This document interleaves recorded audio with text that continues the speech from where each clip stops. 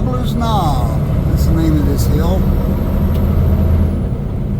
On the Hall Road. I think I've ever done a video on. Yeah, I probably have done a video on Gobblers Knob. Actually, as soon as I started saying it, I remember doing one. I can't remember if I've done one in the summer or not.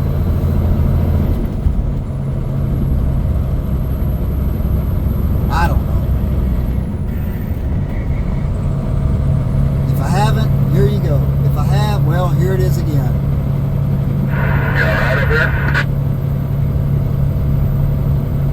And I got a bug on my windshield. Sorry about that. Actually, I got several bugs.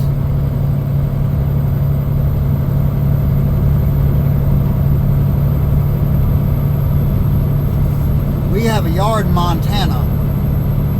Billings, Montana. You know, back in the day, I used to run chickens from Rogers, Arkansas, up to the Safeway warehouse in the Seattle area. I can't remember exactly what little burg it was in, some little suburb. Somebody listening might know, or watching might know. But I'd go through Montana. I used to be I didn't. Used to be I'd run across 70. Well, that's not true either. No, I guess I always did. If I left Dallas, I didn't run through Montana. What I used to do is I'd run up to Amarillo, hit I-40, run I-40 to Albuquerque, and then we'd run north on, what was that, US 220. Or you'd run 40 all the way over to Gallup. Now I'm about to go on the low side of the transmission. There we go. You run to Gallup and run 666 all the way up into Utah. You'd run around that corner of Colorado and then come into Monticello, Utah that way. And then you'd cut up, work your way up Utah, Highway 6, up through Moab, Price, you know, over Soldier Summit. And then you'd run the 15 through Salt Lake and up in Idaho that way. And anyway, we'd go up into Washington that way.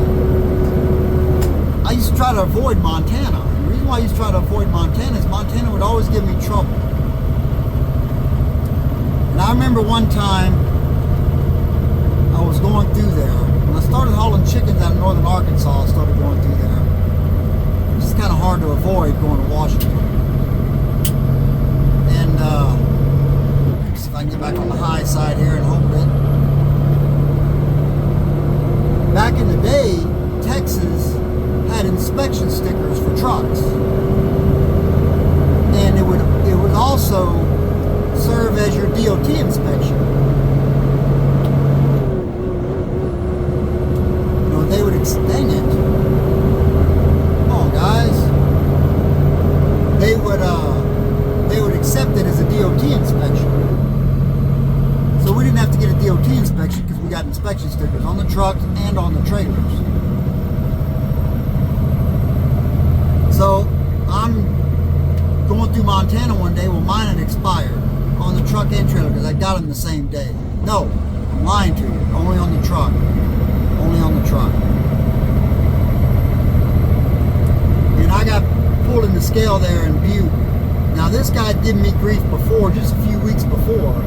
I came through there, and this was back in the paper log days,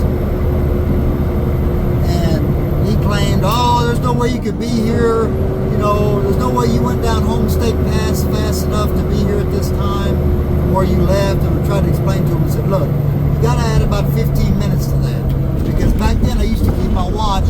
Get by here. Come on, hold on. I can't drive that fast. Whenever they're done, I guess they're done. Anyway, I tried to explain to him, look, I keep my watch 15 minutes fast, which I used to do that. You know. Thank you. Anyway, so you got to add some time to that. Well, anyway, he didn't give me a ticket or anything. He was just giving me grief about, oh, you know, you're going too fast on your logs, blah, blah, your logs aren't right, whatever.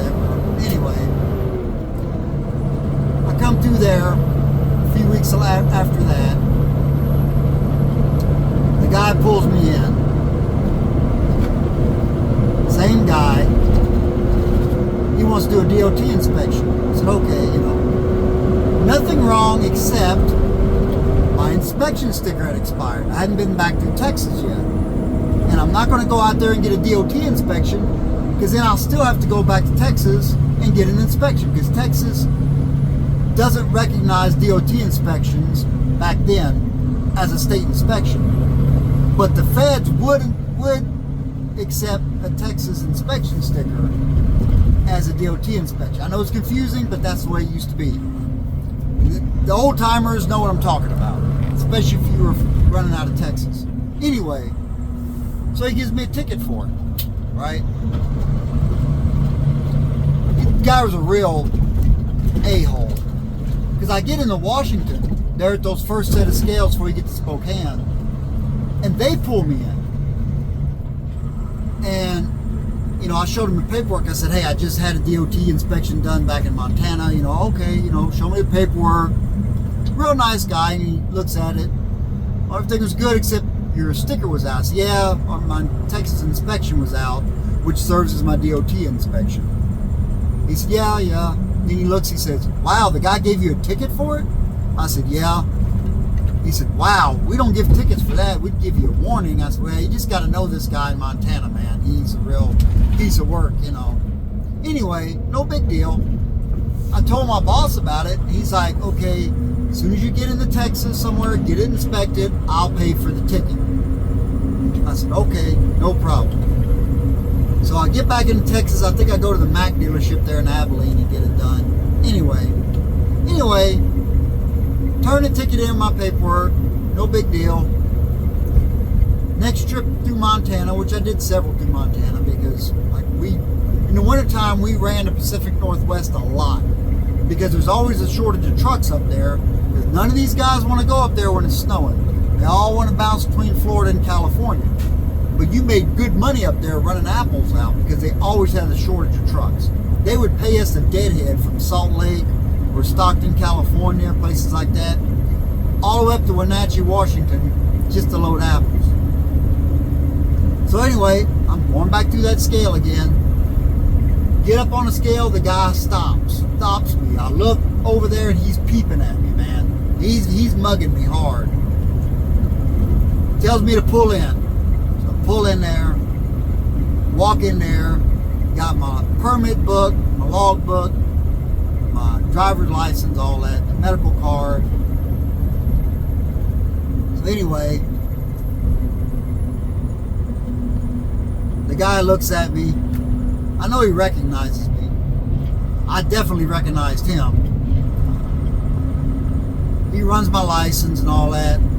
He looks at me and says, you remember that ticket I gave you a couple weeks ago? I said, yeah, I remember.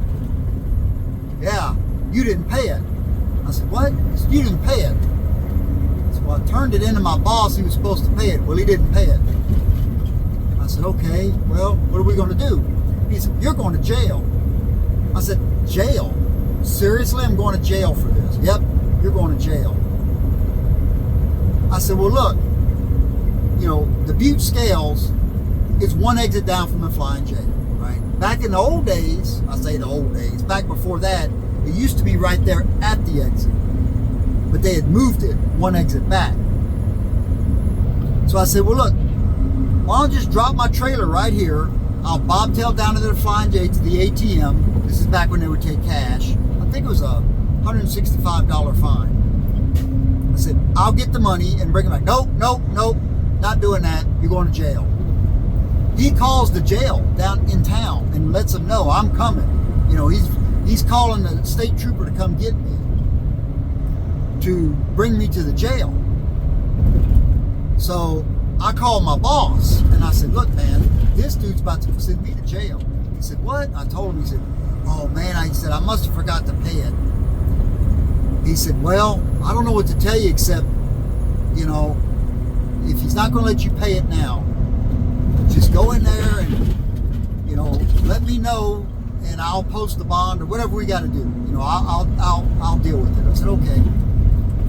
So he calls the state trooper. A state trooper shows up. And he's like, hey, what's going on? He told the guy, the scale guy told the trooper, this guy's got a ticket that he didn't pay, so he's going to jail. And the guy looked at me and said, "What's going on with that?" I said, "Well, it was a ticket, inspection, and my boss was supposed to pay it, and he forgot to pay it." And he said, "Do you have the money to pay it?" I said, "Not on me. I've got it in the bank. If I could get down to the Flying J, I can get the money and pay it." He said, "Well, I'll take you." So he takes me down to the Flying J. I go into the ATM machine, get the money out, come back up to the scale, and the guy was pissed. The guy at the scale was totally pissed. He was mad that the trooper did that for me. He wanted me to go to jail. This guy's just a total jerk, man. And I give him the money, and he makes out the receipt and he throws it across the table. "Here." I said, "Oh, thank you." I mean, he was livid, totally livid that trooper gave me a ride down there to the truck stop to get the money. Now you gotta understand something. Montana does not like trucks. They don't. They haven't. They've got a truck speed limit and everything. They do not like trucks. Why? I do not know. Don't know, don't care to know. But you contrast that with Washington State, and they've got a truck speed limit in Washington State, but Washington State has always been polite to me. Anytime I've ever had any run-ins with the state police in Washington, they've always been nice to me. Arizona the same way. Super cool. Never had a problem with Arizona. I got pulled over one time.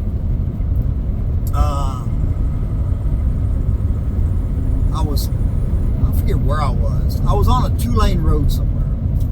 And the road I was on was 65. And that road merged onto another road. Well, when you merge onto that other road, the other road was 55. But I didn't know that. There's not a sign till you get further up. And there was a cop. When I merged on, he was back there on that road. On the road I merged onto. And he lit me up pretty quick. And he pulled me over and right when he pulled me over, you could see the sign that said 55. And I'm like, "Oh man, you're kidding me." So the guy walks up, "Hey, how you doing? Arizona DPS. And the reason why I pulled you over is it's 55 to here." I said, "Look," I said, "no excuse, I know, but I just came off a highway and I forget the number. It's 65. And I merged onto this. I had no idea what the speed limit was on this road. I assumed it was 65 here as well." And he's nodding his head. He said, Yep. He said, "I understand. I'm not going to give you a ticket. The state needs to put a sign up back there, and they haven't done it. I'm just going to check your paperwork so I can document my stop, and if nothing's wrong with that, I'm just going to let you go." I said, "I appreciate it." Real nice guy, because it was true. I mean, you had no idea at all that the speed limit dropped to 55 when you merged on to that other road. So he was cool about it. He checked my paperwork. Everything was good there, permits and everything. I don't think he even checked my log. I think he just looked at my permit book. Let me go. Didn't even write a warning, because if they write a warning, that goes against you as well. And those guys know that. And some of these guys think they're doing you a favor by writing you a warning, but they're not, because you can't fight a warning. You can fight a ticket, but you can't fight a warning. And that's the thing. Never let them give you a warning. Tell them, "Man, you can't force them to give you a ticket, but just tell them, look, I'd rather take the ticket." And if they look at you funny, say, "I can't fight a warning. I can fight a ticket." Anyway, there was another time, long after that, I come off the I-10 just east of Phoenix, and it was 75, right? I come off the I-10, I was doing 75 on the I-10. And I was taking this back road to go into Mesa. It was the way we used to go to this one customer we used to go to. Instead of going into Phoenix and then going out on US 60 out there, you could take this 2-lane road, back road, and it would dump you off into Mesa, and you'd miss a bunch of traffic. Well, I come off it, flying down the road, going faster than I should have been. Here come the DPS, state trooper, spins around, pulls me over. he had me, I don't argue. Look, if you've got me, I don't argue with him because there's no reason to argue with him. He's got me. And I didn't argue with that guy. And he said, man, I pulled you over. I said, I know. I was going too fast. I know.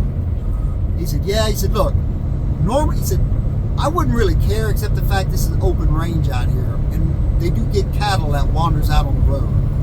That's why it's 55. I said, I understand, man. I live in Texas. We have open range and there. I get it, He said, I'm not going to give you a ticket, but I got you pulled over.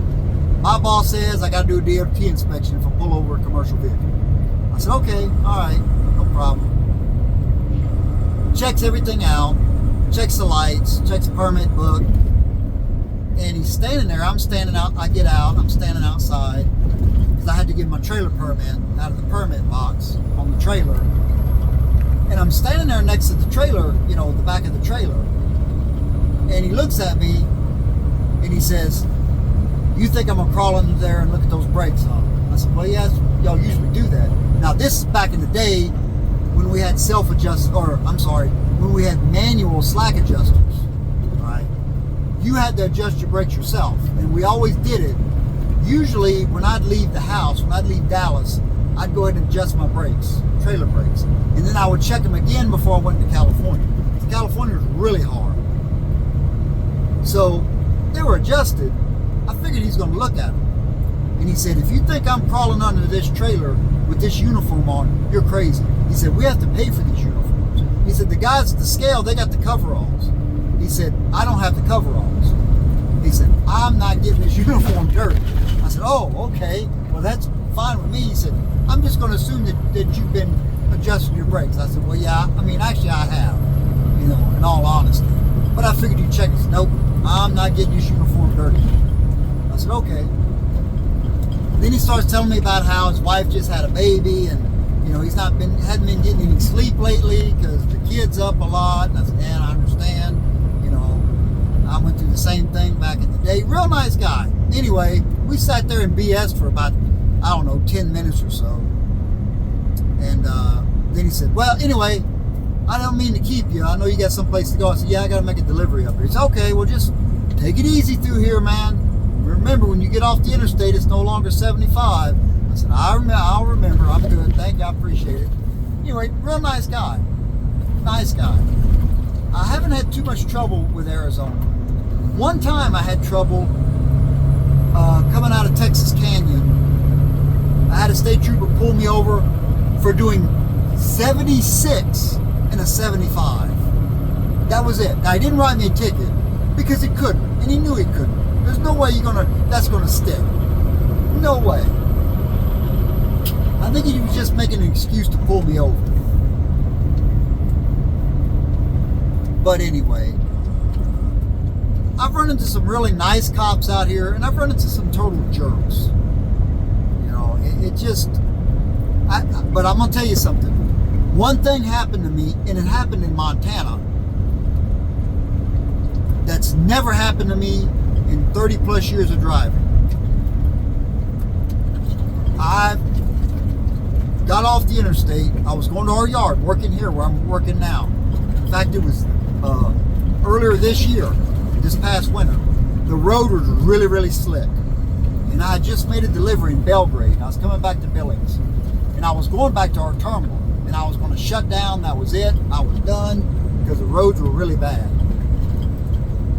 And I'm stopped at a red light. Actually, I was going to make a right. The truck in front of me was going to make that right. And he slid past it because the road was so slick, he couldn't stop. Well, I slowed way down at that point. I said, okay, I'm slowing way down so I can make that right.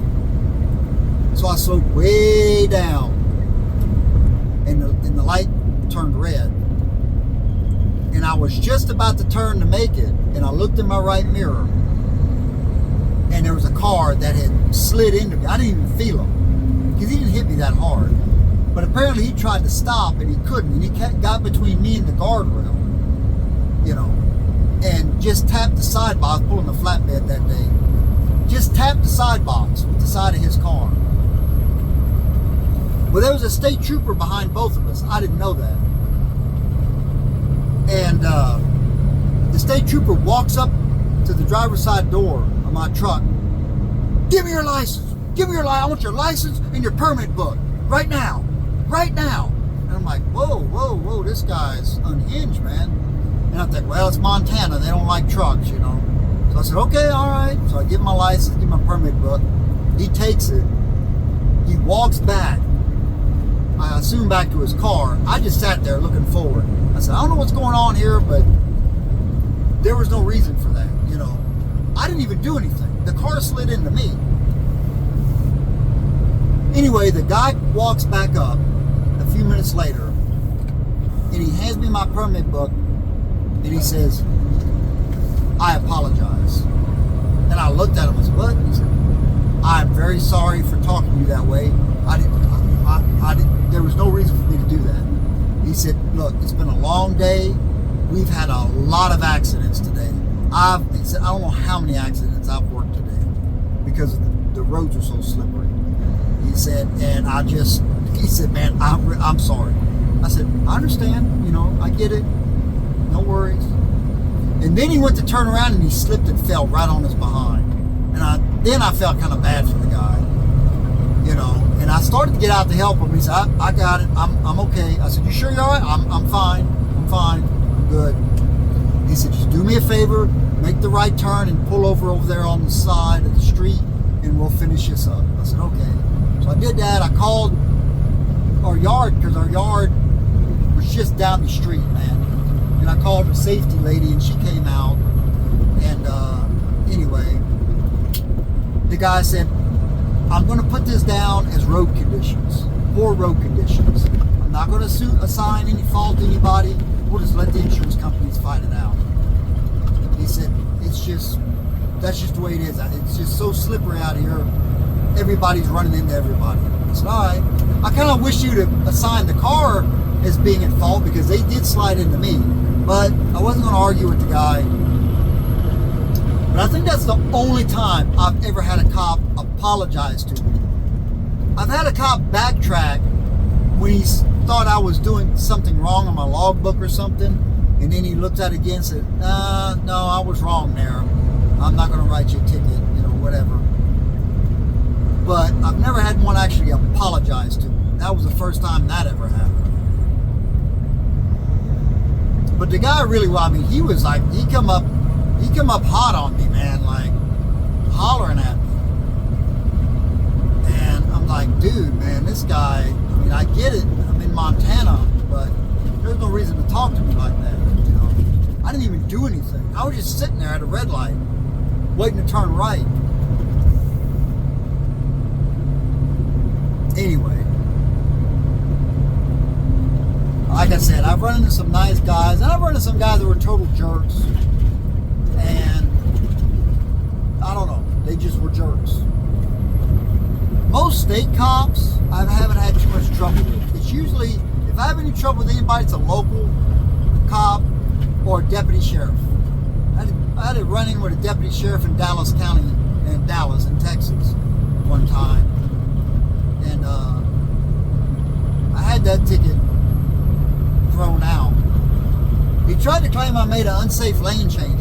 He was behind me. There was a car in front of me that, I forget, he did something really crazy in front of me. So I jumped over real fast because this guy, I don't know if he hit his brakes or what he did, but I jumped over at the last second to avoid an accident. And the cop was right behind me. Well, he didn't see what was happening. He pulls me over for that. And I told him, I said, look, man, you couldn't see it because you were right behind me, which he was actually probably too close behind me. I said, but the car, and I forget, like I said, what the car did, and that's why I jumped over like that. And then he wants to argue with me about how I had time for this. I said, how do you know I had time? You didn't even see him. And then he gets an attitude. He said, well, you know, I could call the DOT out here, you know, and have them do an inspection. I said, look, let me tell you something. Do not threaten me, man. That pissed me off. I said, do not threaten me. If you want to call DOT out here, you want to call DPS out here, call them. Either call them or don't call them. But do not threaten me like that. I don't appreciate that. But if you want to call him, call him. He didn't. And he gives me the ticket. And then I told him, man, just get the hell out of my truck. And he gave me this really dirty look. I said, get the hell out of my truck. And I don't usually talk to people like that, even cops, if they piss me off. But that guy really, I don't take to being threatened. You know, if you want to call somebody who's DOT certified out there to inspect me, do it. Do it. You know, like I've had cops say, well, you know, I could write a ticket for this much. But then write it. If you were going to write a ticket for that much instead of this much, you know, if I wrote it for this, it would be higher. But like they're doing you a favor, you know. So no, if you were going to write the ticket for that, you'd have wrote it for that. Don't threaten me and don't act like you're doing me any favors. Write whatever ticket you want to write and be done with it. You know, just do that and be done with it. Don't act like you're doing me any favors. I don't like that either. Anyway, I'm just saying, you know, you guys been out here for a while, you know what I'm talking about. You know, when they try to give you that, well, I could do this. Well, then do it. You know, then do it. You're not doing me any favors, man. If you want to do me a favor, you'd leave me alone. You know, but it's too late. You didn't, so you're not doing me any favor. I don't know. I get pulled over, I keep my mouth shut. Pretty much just give them the information I need to give them the paperwork I need to give them. I don't volunteer any information. I don't volunteer anything. I'm nice, I'm polite, I'm cordial, but at the same time, you know, I'm not, you know, oh yeah, man, I'm exhausted because I've been driving over my hours, and you know, I'm not doing any of that, you know. But back in the day, a lot of the old timers, the older cops, I mean, they knew what it was all about. They knew if you were a single driver and you were running produce out of California, your logbook wasn't right. Now, let me rephrase that. Your logbook might have been right, but you weren't legal. And the older cops would tell you, you know, say, look, as long as that logbook looks legal, when I look at it, I don't care what you do. I don't care what you do. When I look at it, I want it to be legal. And we'd run 2 logbooks, and the logbook you gave the cop was the legal one. You know, that's what you did back in the day. And you know what? We had less accidents. We were less fatigued because we drove when we wanted to drive, and we slept when we wanted to sleep. When we got tired, we slept. We weren't forced to do it. And to be honest, the cops knew that too. The older guys knew that. That's why, as long as it looked legal, they didn't do any more digging than that. And I had a cop, I forget where I was, Idaho, somewhere, I can't remember. I only had about 15 minutes left to drive, and I knew it. And my girlfriend at the time, I had a girlfriend who used to ride with me back then. This is back in the, this was back in probably the mid-90s, mid to late 90s. I got pulled in a scale, and I was legitimately looking for a place to park. I really was. So we spent all day in Washington State loading apples. Had to go to Yakima, had to go up to Wenatchee, over to Kashmir, to the apple sheds, loading apples, and then we were getting out, probably going to Miami or somewhere. I used to do a lot of runs from Washington State all the way down to Miami with apples. But got pulled in the scale, and I went in there, and the guy, you want to look at my permit book and my logbook? And he looked at my logbook, he said, ooh, you're almost out of hours. He looked at his watch. I said, yeah. I said, man, I was looking for a place to stop when I got here. And he said, well, you know, there's a Flying J down the road. And I said, yep, that's where I was heading. I said, I ought to be able to make, oh, excuse me, I'm sorry. I ought to be able to make that, you know, with the time I've got. He said, yeah. He said, you got 2 options as far as I can see. You can either go down there and take your 8-hour break. That's back when you drove 10 and took 8 off. That's how long ago that was, you know. He said, you can go down there and take your 8-hour break. He said, or you can go down there and open up another logbook and cheat. Either way, I don't care. You got enough time to get out of here. That's all I care about. Give me my stuff back. Have a nice day, be safe. I said, okay. So we got down there, and anyway, I took my break because I was tired anyway, and I wasn't in a big hurry, but I was telling my girlfriend that. She goes, well, what are you going to do? I said, I'm going to bed. I'm going to go down there and Flying J and go to bed. I'm tired. She goes, oh, okay. But that's the way it used to be out here, man. That's the way it used to be. Most of the cops, especially the older ones, they knew how it was. They knew what was going on, man. They knew how things were. I mean, it was just a game. It was a cat and mouse game. And most of the time, like I said, as long as your stuff looked right, that's all they cared about. Every once in a while, you get one of these by-the-book guys, and or you get them to try to ask you questions. So, how many logbooks are you running? What are you talking about? I'm only running one. What do you mean, how many logbooks am I running? You can't remember one at a time, can you? The guy looked, I don't know, man. You tell me. So, I can only run one. I don't know, what do you mean? Play dumb with them. And they just kind of look at you, okay, all right. Here you go, And, it was just a game we played, man. Anyway, 20 miles from Coldfoot. It's 9 o'clock. We're at 9:03 in the evening.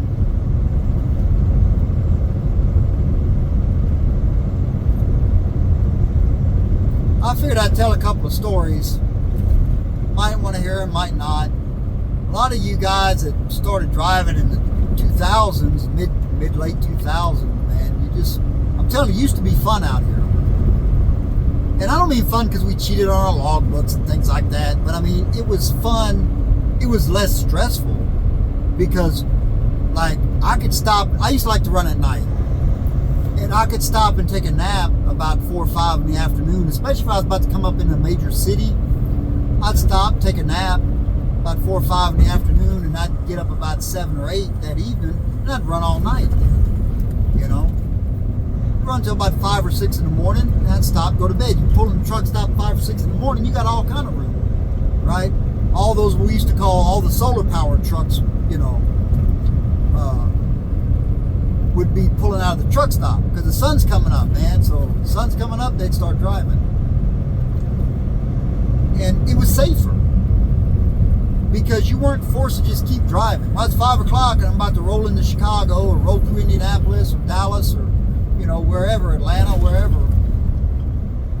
I can stop and take a nap, get up in a few hours when the traffic has died down a little bit, and breeze on through. But you can't do that now. Well, you can, but you're going to be losing hours. Now they did make it to now where I guess it stops when you go into sleeper. Now up here in Alaska, you don't have that problem. The clock stops. As soon as you go off duty, the clock stops, and it stays stopped until you get your 10-hour break. And it's a lot less stressful. A lot less stressful. But that's another story, I guess. No 30-minute break up here either. Thank God. No 30-minute break. So anyway, yeah, it was a lot funner back then. It was a lot less stressful. And like I said, you drove when you felt like driving, and you slept when you were tired. And when you stopped, you were tired. You put in a full day, Probably more than 10 hours or 11 hours, You put in a full day, and a full night, and a full the next day sometimes. And you'd stop, take a nap in between, I remember one time I picked a load of frozen strawberries up in Santa Maria, California. And it was supposed to be a team load, but they didn't have a team out there that could do it. And it was going to the Walmart distribution center in, what is that, Pageland, I think, South Carolina? I think it's the one in Pageland. Anyway, I don't remember how quick I had to be out there. But I had to be out there quick, real quick. Like I said, it was supposed to be a team load, but they didn't have a team to do it. So I took off with it. I left Santa Maria, California. I drove nonstop. Well, I stopped and got fuel in Arizona. Besides that, I drove nonstop to Van Horn, Texas. Stopped, slept about 2 hours in Van Horn. Drove on to the other side of Dallas. I think I made it into Louisiana. Stopped in Louisiana, slept another 2 or 3 hours, got up and ran from there nonstop to Pageland, South Carolina. Got to the Walmart early that morning. And of course, the lady's like, oh, I can't let you park here. You know, you got to park. There's a little truck stop down the road. You can park there. I can't let you park on the property. I'm like, oh man, I was exhausted. So I go down there and park. I forget what my appointment time was. It was for some time in the morning. I'm sitting up in the seat, and I close my eyes for a minute. Next thing I know, I open my eyes and the sun is up. And I'm like, oh my God. And I look at my watch. This is before we had cell phones. Looked at my watch, and it was like 9, 10 o'clock in the morning. I was way past my appointment. I was like, holy crap. So I jump out, I call the broker. And I told him what happened. And he said, don't worry about it. Don't sweat it. That was a hard run. He said, to be honest, I didn't think he was going to make it. He said, I already had it in my mind that I was going to have to change that appointment. He said, you did a great job just getting there. I said, I'm telling you, man, if they'd have let me go ahead and park at Walmart, I'd have been all right. But once I got here and got comfortable, he said, it's fine. Don't worry about it. He said, go back to bed. Call me before 5. I'll have an appointment for you probably for in the morning. I said, okay. So I went to bed. I got up, called him, and yeah, he had an appointment for like 6 a.m. the next morning. And so, you know, I was good. But yeah, that was a hard run, man. That was a hard run. I'm not gonna lie to you. There was a couple of times I didn't think I'd keep my eyes open. I probably shouldn't have been on the road. It happens, man. It happens. But I would stop and take little cat naps, you know, and that helped. But yeah, it was a crazy run. But the guy was cool with it, cool about it, because like I said, he didn't think I'd even make it that far. So, and I technically did make it, but you know, I had to leave and come back, and yeah, it is what it is. Anyway, this thing's going on almost 40 minutes. I didn't realize that.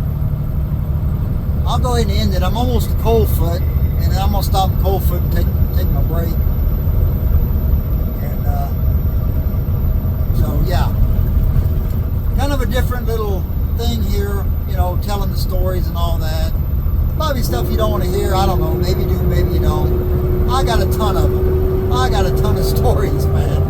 I'm an old guy, you know, so I got a ton of stories. But anyway, I appreciate you watching. You know, give it a like and a subscribe, man. That would really be great. It'd really help me out. I was looking at my analytics the other day, and I've got so many people who watch my videos and they don't subscribe. So I really would appreciate it, man. I'd like to get to 1,000, you know. That way my videos get out to more people. And look, I'm a truck driver. I don't make my money off YouTube. Believe me, I don't have enough subscribers for that anyway. I make my money doing what I'm doing, driving a truck. So I'm not looking to, you know, to get rich off YouTube. But I'd like to get some more subscribers and get my videos out there and, you know, things like that. So thanks for watching. Like, subscribe. I'd really appreciate it. And, you know, have a good day and God bless.